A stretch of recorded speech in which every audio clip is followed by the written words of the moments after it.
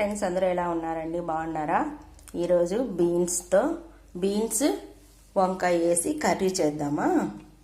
ఎలా చేయాలో చూడండి. ఓకేనా? స్టవ్ అంటించుకొని కుక్కర్ పెట్టుకోవాలండి. అన్నీ ఇలా చిన్నగా దొరుకుకోవాలి. బీన్స్, ఆనియన్స్ అన్నీ. దానికి కావాల్సిన మసాలా కూడా ప్రిపేర్ చేసుకోవాలి. ఇదిగో చేసుకున్నాను చూడండి. దీంట్లోకి కొంచెం పచ్చి కొబ్బరి, టమోటాలు, తెల్లవాయి, అల్లము, కొత్తిమీర అన్నీ వేసుకొని పేస్ట్ లాగా చేసుకున్నాను. ఓకేనా? కొంచెం కరివేపాకు వేసుకొని కొంచెం ఫ్రై లాగా చేసుకోవాలి.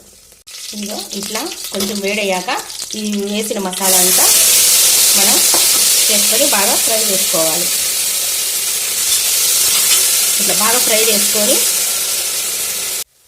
ఒకసారి ఇట్లా అంతా కలుపుకొని చూడండి. ఈ మసాలా కొంచెం ఇలా ఫ్రై అవ్వగానే దీంట్లోకి ఇప్పుడు చిన్నగా తరుక్కున్న ఈ ఆనియను ఇవన్నీ వేసుకోవాలి. వంకాయ, బీన్స్ అన్నీ వేసుకొని బాగా మగ్గే వరకు 5 మినిట్స్ పెట్టుకోవాలి. ఇలా కొంతసేపు మగ్గినాక కొద్దిగా పసుపు,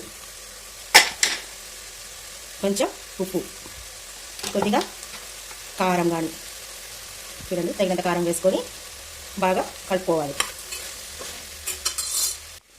ఇందులోకి కొన్ని రాత్రే మనము నానబెట్టుకున్న ఈ శనగలండి. ఈ శనగలు కొంచెం వేసుకోవాలి. కడిగి నానబెట్టుకున్నాం కాబట్టి ఈ శనగలు కొంచెం ఈ కూరలోకి వేసుకోవాలి. ఈ కర్రీ చపాతీలోకి లేదంటే రొట్టెలోకి బాగుంటుంది. ఒకసారి ట్రై చేయండి. ఒకసారి ఇంత కలుపుకోవాలి. కలుపుకున్న తర్వాత కొంచెం ఈ మసాలా నీళ్ళు ఇందులో వేసుకోవాలి. ఇది కలిపెట్టుకోవాలండి. కలిపెట్టుకొని కొంచెం మూత పెట్టుకోవాలి.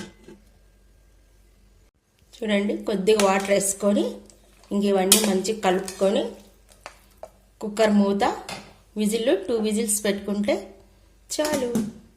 అంతే, కర్రీ రెడీ అవుతుంది. చూడండి ఫ్రెండ్స్, ఒక 3 విజిల్స్ వచ్చిన తర్వాత కర్రీ ఎలా ఉందో చూద్దామా? చూడండి, బాగా మెత్తగా ఉడికిపోయింది.